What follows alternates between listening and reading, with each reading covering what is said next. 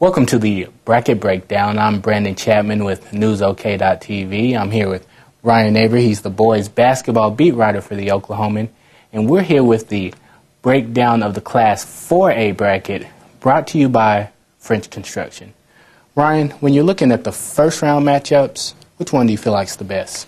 Well, there's some really good matchups here. I look at the Tulsa Central Star Spencer one, though. Tulsa Central is a team that pretty much ran through their area.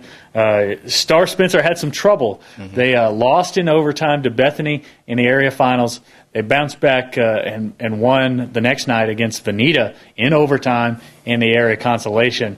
And all year, Star Spencer has been the number one team in 4A, but tripped up a little bit toward the end of the season, and it'll be interesting to see if they can get that back. Yeah, that was pretty shocking to see that they almost didn't even make state, right? Yeah, no kidding. Especially, I mean, this is another class where we have pretty much three teams head and shoulders above the other teams in the class, or supposedly going into the late playoffs, and one of them almost gets tripped up. Well, give me an idea who some of the top guys to watch are this week.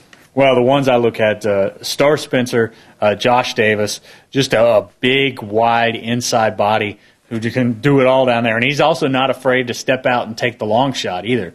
Douglas has a guy, Anthony Criswell, who's been around everywhere, even this year. He's started at Westmore, went to Midwest City, ended up at Douglas, and he's really helped Terry Long's bunch over there. And they have some other good players, Michi Robinson especially, who's really had a good year after struggling his first couple years in high school.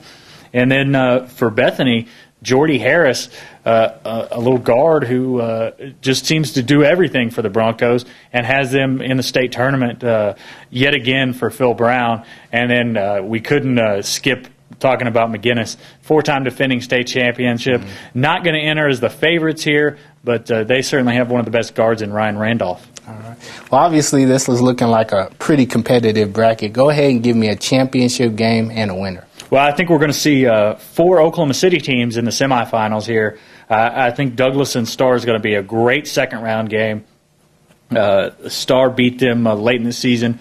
I think that they're going to do that again. I think the guys that they've got with Josh Davis down low, Kendra Talley, and some of the other guards they've got, and they've got some guys who have come along toward the end of the season, some younger guys who played really well. And on the bottom side, I think McGinnis gets through again. I think they're going to beat Bethany in the second round. But they don't quite have the matchup as I have before with the big inside guy like Daniel Orton matching up with Josh Davis.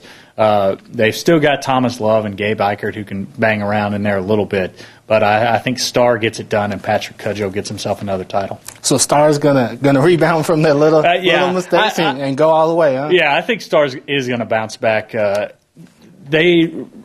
talked to Coach Cudjoe earlier today, and he really likes the way that they bounced back in overtime last night. It didn't end up being a close game. They won by, I believe, 12. So they really played well in overtime. He thinks maybe something clicked. They hit a big three-pointer in the last second of the game to even force overtime, and it seems like when that shot happened, just things fell into place for them. And sometimes that happens in the playoffs with teams, and they bounce back and roll to a state title. And I think that's going to happen with Star Spencer. All right, Ryan. Well, we appreciate your expertise. Log on to NewsOK.com and NewsOK.TV all week, as we'll have plenty of high school basketball state tournament coverage.